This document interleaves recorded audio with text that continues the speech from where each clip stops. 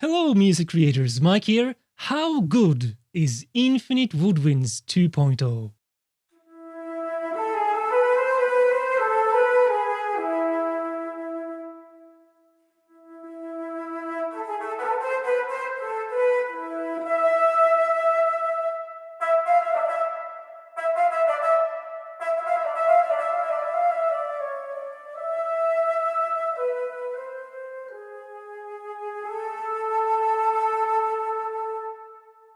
Alright, so here we have Infinite Woodwinds 2.0 by Aaron Venture. So, is this a perfect fit for your composing workflow? Well, the short answer is it depends. So let's find out why. Now, if you are a composer like myself that love being able to perform, record and write music without having to use key switches every time you want to change an articulation, then Infinite Woodwinds is an absolute heaven because you can do stuff live like this. Playing legato, smooth notes, and then when you play just with the dynamic mod wheel here and the velocity of the keys, you can do short staccato, marcato,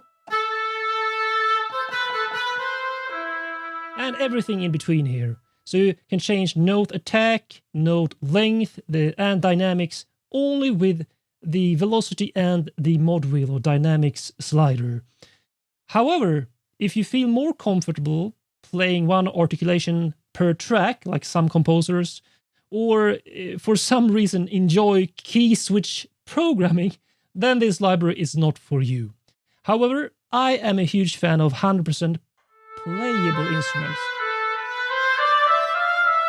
because they give me the creative freedom and flexibility to record my performances live. For example, doing variations on short note rhythms, like a sample library staccato articulation will have the same note length on every note, but here you can do phrases like that so easily. And hearing the true sound in action like that, if you are like me, you will find this incredibly satisfying and liberating, and it will increase your composing workflow speed a lot. So what do you get with this library? It's actually a quite huge Woodwinds library. Let's check out the instruments you get here in Contact. So you need Contact for this library. Here we have 3 different flutes. Let's play one of them, just to hear the sound here.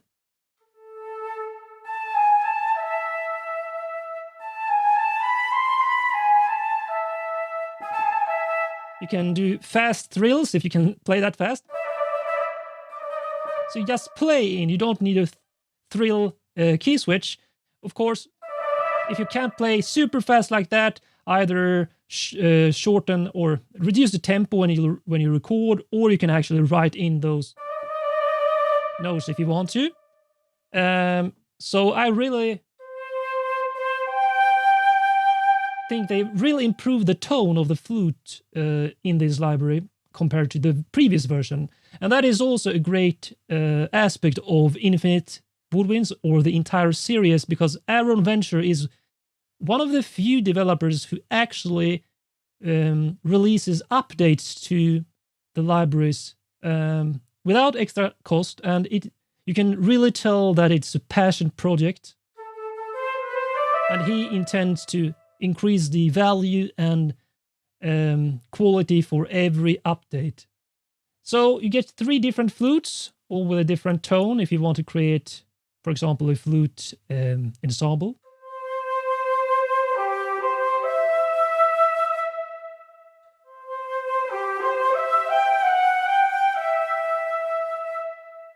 And you also get a piccolo flute if you want to play those really high notes.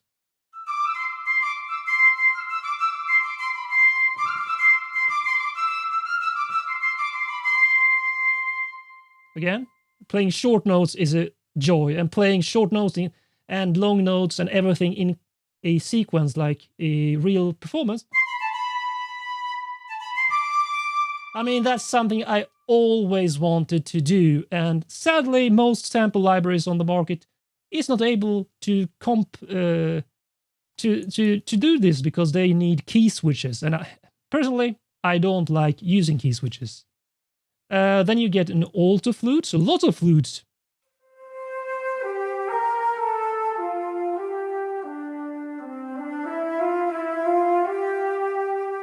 By the way, if you check the interface here briefly, you get some legato variations here. You can settings, and you can also humanize. So if you create an ensemble, you can have different values on this humanize here, and it will change the velocity and note timings on all of these, for example, flutes. So you can copy parts without having them sound exactly the same. You also get the mixer here with the close, main, and ambience mic. And 5 different mix options here, pre-mixed. So, and you can also choose the space. So a studio microphone here, studio tone. The next one is a hall.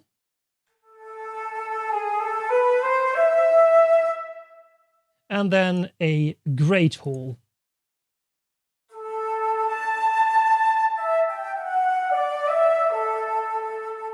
And you can set the sliders here, mix option for the close, main, and ambience mic yourself, or even solo or mute them. And to the right side here, you have this is the power section, in my opinion. Articulate, so all kinds of expressive options. Flutter tongue. Let's increase the velocity dynamics. You get growl.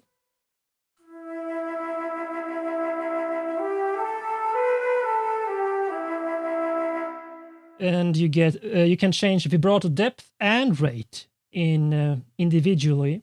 Volume is simply basically expression or CC11, I believe. And dynamic range, so you can have it less dynamic range, or I don't know when you will want to use this. I always want maximum dynamic range in my instruments, but well, that's me. You can also change the attack portion of the sound. Here you have attack range, attack time, and attack accuracy. And this can be also really cool because you can have a less accurate player. For example, if you again create an ensemble out of this, by having different settings here, you will get a truly unique ensemble performance. Okay, so let's continue. We have the bass flute. Oh, I actually want to mention one more thing here in the interface. I love having access to basically everything on one page, but if you check, you saw this, the spaces, right? But you also have this. You can actually, you get a stage mixer. So now you can see the instruments right now, this bass flute. The default position is here. Well, you have all these different seats you can change between here. So this is the Woodwinds section. Then you have percussion, brass, and strings. This is the usual setup. Or you can place it all the way up here. Far away in the right corner. Let's go back. I think it was there. As you can hear, a huge difference. That is something I would have loved to have in every orchestral sample library. This stage mixer. So another point for infinite woodwinds, I guess. Then they have, you get 3 different oboes. Again, a bit different in tone, that's all. Because every instrument in this library has the same kind of settings for articulations and settings, mixing, everything is consistent. So let's skip the other oboes and go straight to the... Well, I could play some lines with the bow, but you heard that in the beginning. Let's go to, what was the next one? English horn. As you can see, some more unusual, not really unusual, but not all woodwind libraries has an English horn, for example.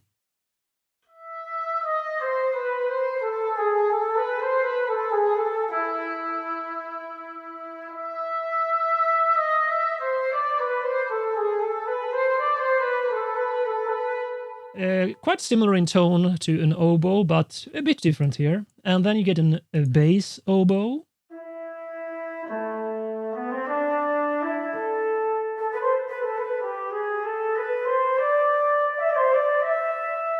You get 3 different clarinets, standard clarinets.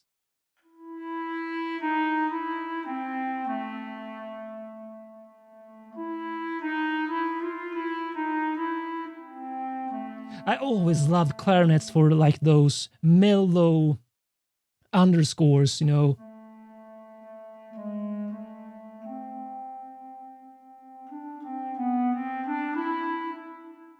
Because it has such a warm sound in the lower range.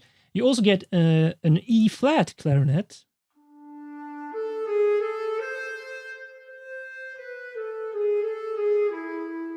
And a bass clarinet. Let's check this out. How low does a bass clarinet go? Oh, really low.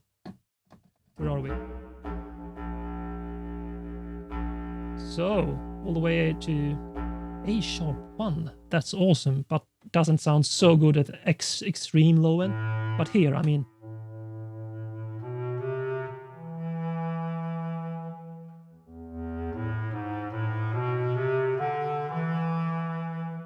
And even a contrabass clarinet. I mean, this is amazing how many variations of these instruments in the Woodwinds family you get. So let's go lower.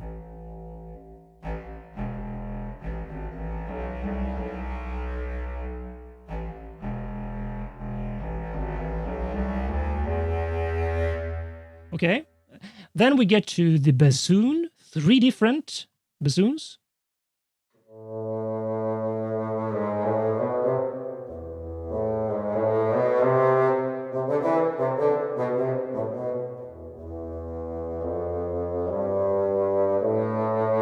And a contrabassoon.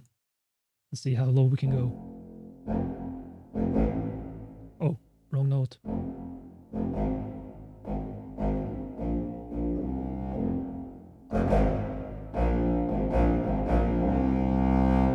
Okay, and then actually a range of saxophones, so 2 sopranos, 2 altos, 2 tenors, and 2 baritones. Let's just do one of each here, so let's see.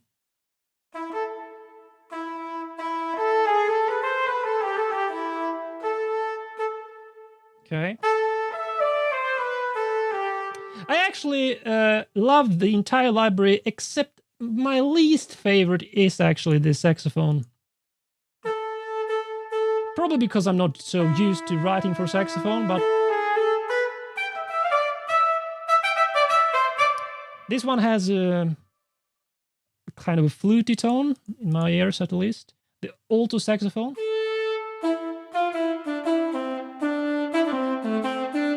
Probably because I'm more used to hearing a saxophone and you know the jazz type sound with more I don't know what to call it, but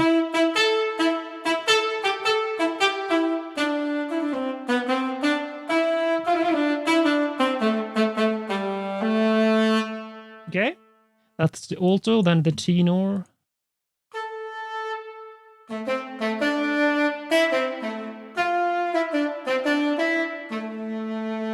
I think the vibrato is actually too small for a saxophone. They usually have this super expressive. Oh yeah, that's better. So you can actually, that's a really cool thing that you can increase or decrease the vibrato depth and rate.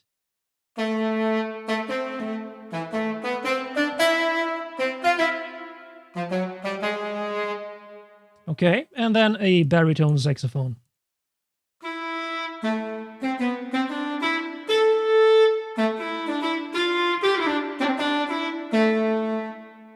Okay, so that is the entire library. I mean, I'm a huge fan of playable instruments that you can just dive in. I mean, start up an alto flute like this, and then you get so inspired because you can play it.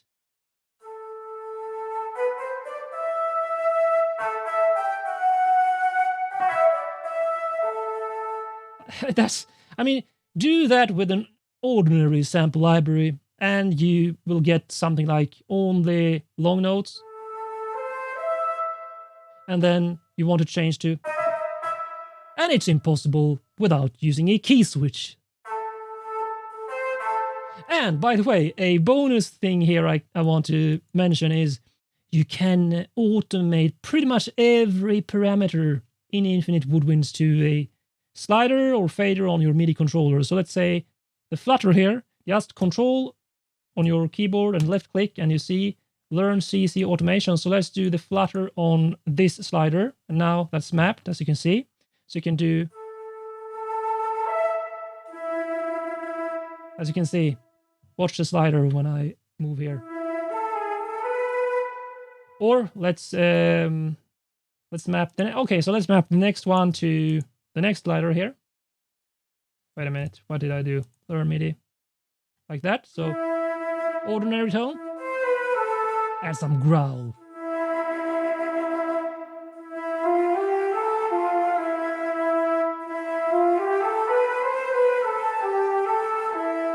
I don't know why. I always get that,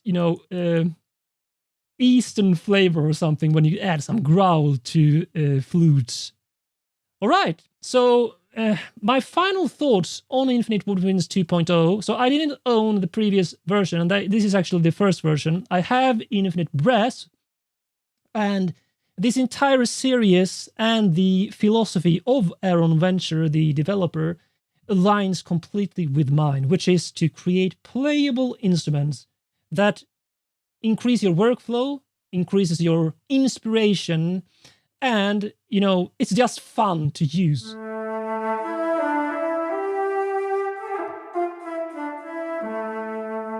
And it doesn't matter if you cannot, you will get the best out of this library if you can actually play decent, at least on MIDI keyboards while using a mod wheel or even faders.